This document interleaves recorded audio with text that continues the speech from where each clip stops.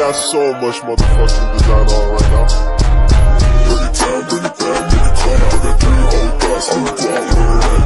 Bitches on my line, and you know. Assalamualaikum warahmatullahi wabarakatuh. Perkenalkan, nama saya Mezara dengan NIM 21102047. Di sini saya akan mempresentasikan tugas individu saya yang berjudul Birokrasi dan Tantangan Historis yang Dihadapinya serta Badai Tantangan dari Dalam Negeri. Yang saya akan bahas di sini badai tantangan ekonominya.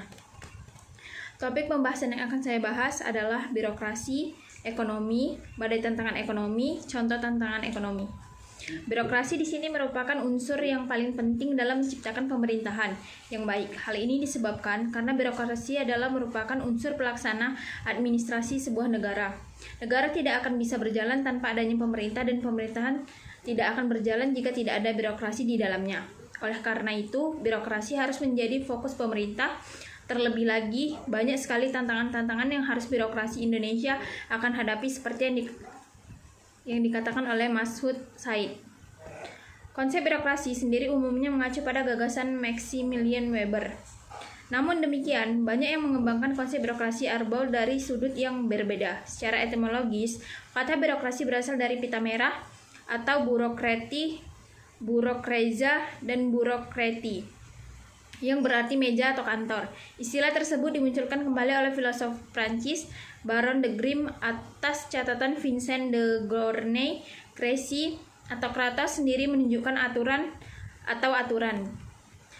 Dalam perspektif Weber, birokrasi adalah organisasi rasional dengan segala karakteristik yang melekat di dalamnya. Karakteristik yang dimaksud antara lain adalah jabatan, tugas, wewenang, hierarki, sistem, formalitas, disiplin, konsentrasi profesional, dan senioritas. Karakteristik tersebut membentuk birokrasi sebagai sarana untuk mencapai tujuan bersama. Birokrasi dalam arti konkret adalah suatu organisasi yang memiliki rantai komando berbentuk piramida, di mana lebih banyak orang yang berada pada level bawah daripada level atas, baik instansi militer atau maupun sipil. Reformasi birokrasi merupakan upaya manajemen dasar yang diharapkan akan membawa hasil yang baik dalam perubahan sistem dan struktur. Sistem dihubungkan dengan hubungan antara unsur-unsur yang mempengaruhi satu sama lain dan membuat suatu tujuan totalitas. Perubahan suatu unsur dapat mempengaruhi unsur-unsur lainnya. Struktur terhubung dengan mekanisme yang sistematis. Perubahan struktur meliputi mekanisme dan prosedur, sumber daya manusia, sarana dan prasarana, organisasi dan iklim upaya pencapaian tujuan birokrasi pemerintahan. Ekonomi. Aktivitas ekonomi daerah cenderung dipengaruhi oleh kapasitas birokrasi yang ada.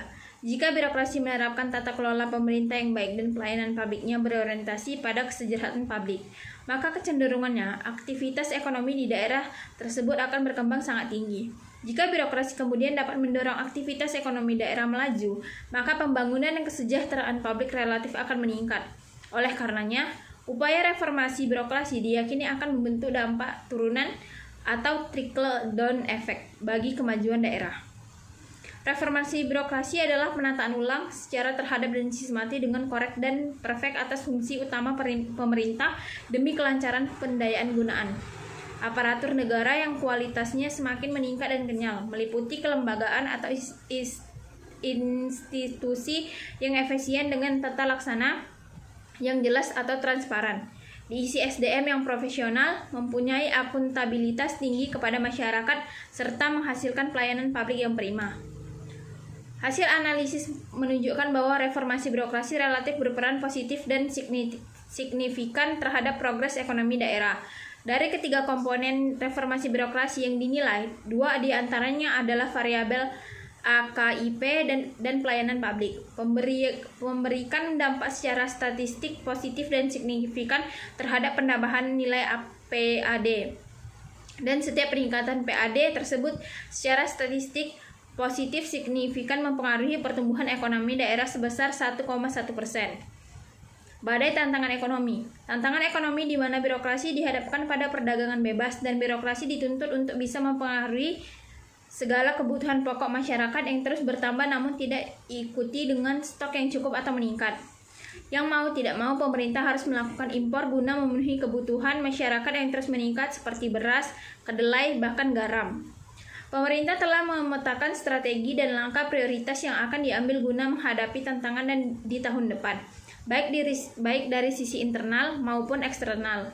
Pertama, pemerintah akan meningkatkan pertumbuhan ekonomi melalui transformasi struktural untuk memperkuat permintaan domestik dan kinerja perdagangan internasional. Kedua, menjaga stabilitas ekonomi makro dengan menjaga harga domestik dan nilai tukar pada tingkat yang stabil dan kompetitif. Ketiga, meningkatkan inklusivitas dan ekonomi yang berkelanjutan. Dengan tantangan-tantangan tersebut, tentunya pemerintah harus menyiapkan birokrasi yang kompeten dan handal di bidangnya. Namun amat disayangkan, potret birokrasi di Indonesia di mata masyarakat Indonesia masih negatif. Hal ini ditandai dengan proses birokrasi yang berbelit-belit dan tidak transparan. Pelayanan yang lambat, cenderung mengutamakan formalitas dan rutinitas daripada hasil kerja, bahkan cenderung tidak netral pada saat pemilihan umum. Dalam survei yang dilakukan Duyanto, terlihat bahwa nilai capaian kinerja birokrasi dalam hal produktivitas, kualitas layanan, responsivitas, responsibilitas, dan akuntabilitas birokrasi kita masih rendah. Oleh karena itu, usaha-usaha reformasi birokrasi tak dapat dielakkan. Reformasi birokrasi merupakan satu-satunya untuk cara mengembalikan fungsi dari birokrasi itu sendiri. Peningkatan daya saing juga suatu hal yang menjadi fokus perhatian. Pertumbuhan ekonomi yang melanjutkan diperlukan untuk bisa keluar dari garis kemiskinan dan mendorong pembangunan manusia. Menko Perekonomian meyakini dengan menerapkan strategi tersebut, ekonomi Indonesia diharapkan dapat tumbuh di antaranya 5,3% sampai 5,6% di tahun 2020. Angka tersebut terutama didukung oleh investasi yang diperkirakan akan meningkat sebesar 7,0% sampai 7,4%, dan ekspor yang juga naik di angka 5,5% sampai 7,0%. Dari sisi penawaran, pertumbuhan ekonomi diperkirakan akan didukung oleh sektor industri yang akan meningkat di antara 5,0% sampai 5,5%. Sementara tingkat pengangguran diperkirakan akan turun menjadi 4,8% sampai 5,0%. Disertai penurunan tingkat kemiskinan di kisaran 8,5% sampai 9,0%. Kemudian mengenai investasi, pemerintah akan mengoptimalkan sistem online single submission atau disingkat OSS, meningkatkan efektivitas satuan tujuan percepatan investasi, relaksasi daftar negatif investasi, dan pengesahan sektor prioritas investasi. Selain itu, implementasi tax holiday dan super deduction tax serta pengembangan proyek strategis nasional, kawasan ekonomi khusus, dan kawasan industri yang menjadi kebijakan andalan. Stabilitas ekonomi berdampak positif terhadap daya tarik investasi. Berdasarkan data dari Bank Indonesia, neraca modal dan finansial mencatat surplus 7,6 miliar dolar US pada kuartal ketiga, didukung oleh aliran masuk investasi langsung dan investasi portofolio. Akibatnya, neraca pembayaran Indonesia mencatat defisit yang terkendali sebesar 46 juta dolar US pada kuartal ketiga, jauh di bawah defisit pada kuartal kedua yang mencapai 2 miliar dolar US. Kinerja neraca pembayaran juga didukung oleh definisi transaksi perjalanan yang dikelola pada 2,7% dari produk domestik bruto. Data dari Badan Koordinasi Penanaman Modal pun menunjukkan kinerja investasi terjaga. Angka realisasi investasi untuk domestic direct investment dan foreign direct investment untuk kuartal ketiga mencapai jumlah 257 triliun, meningkat pada 18,5% bila dibandingkan periode yang sama. Artinya, secara fundamental, kondisi perekonomian kita cukup kuat dan stabil. Tapi juga senantiasa berhati-hati terutama dalam menyikapi gejolak ekonomi global belakangan ini. Turut hadir dalam kesempatan ini, antara lain Menteri Keuangan Sri Mulyani, Ketua Komisi 1 DPR RI Mutia Hafid, Duta Besar US untuk Indonesia Joseph Donovan, Presiden of ACAM Indonesia Scott Hanna, serta perwakilan Kamar Dagang dan Industri Kadin Indonesia, Asosiasi Pengusaha Indonesia atau APindo, dan kementerian atau lembaga terkait. Tujuan utama transportasi ekonomi Indonesia adalah untuk mencapai perekonomian yang lebih berdaya tahan tinggi dan mampu membawa Indonesia menjadi negara yang berpenghasilan tinggi di masa depan sebagaimana dicanangkan pemerintah. Indonesia memiliki cita-cita menjadi negara terbesar keempat di dunia secara ekonomi pada tahun 2045. Tidak hanya skalanya yang besar, namun juga berpenghasilan per kapitanya harus lebih besar dan merata.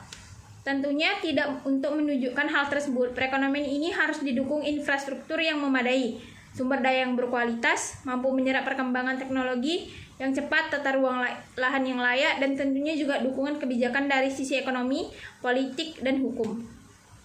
Kemudahan berusaha di Indonesia juga masih diperlukan ditingkatkan. Selain itu, modal demografi masih belum dimanfaatkan optimal. Indonesia perlu memaksimalkan angkatan kerja menganggur untuk meningkatkan pertumbuhan dalam jangka pendek. Dari sisi adopsi teknologi, mayoritas produk-produk nasional yang menjadi komoditas ekspor didukung oleh teknologi yang masih relatif rendah sehingga nilai tambah yang dihasilkan dari produk tersebut menjadi kurang optimal.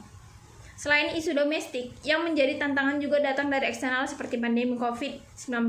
Pandemi ini menjadi krisis yang belum pernah terjadi sebelumnya yang memberikan guncangan pada sisi permintaan dan penawaran, serta memberikan efek domino ke berbagai aspek. Eksistensi birokrasi merupakan organ utama dalam sistem dan kegiatan pemerintah yang karenanya birokrasi dapat menjalankan peran-peran tertentu atas nama otoritas negara di mana hal ini tidak dapat dilakukan oleh badan atau institusi lain manapun. Namun lain halnya apabila birokrasi tersebut tidak menjalankan perannya dengan baik, hingga masuk kategori birokrasi yang buruk atau patologi birokrasi seperti yang dialami oleh Indonesia. Oleh karena itu, untuk mengembalikan kepercayaan masyarakat institusi birokrasi tersebut, maka perlu adanya reformasi atau perubahan. Kesimpulannya, birokrasi Indonesia yang dilaksanakan dengan menerapkan konsep birokrasi Weber dalam kenyataannya telah melahirkan penyakit-penyakit birokrasi atau patologi birokrasi yang ditandai dengan organisasi yang gemuk, tidak transparan, berbelit-belit, lambat, dan korupsi. Oleh karena itu perlu dilakukannya reformasi birokrasi. Namun dari pelaksanaannya saat ini masih terkesan lambat. Hal ini disebabkan oleh banyak faktor, salah satunya adalah tidak adanya persamaan pemahaman akan makna dari reformasi birokrasi, sehingga reformasi birokrasi hanya dimaknai sebagai perbaikan penghasilan ASN, yaitu dengan adanya remunerasi.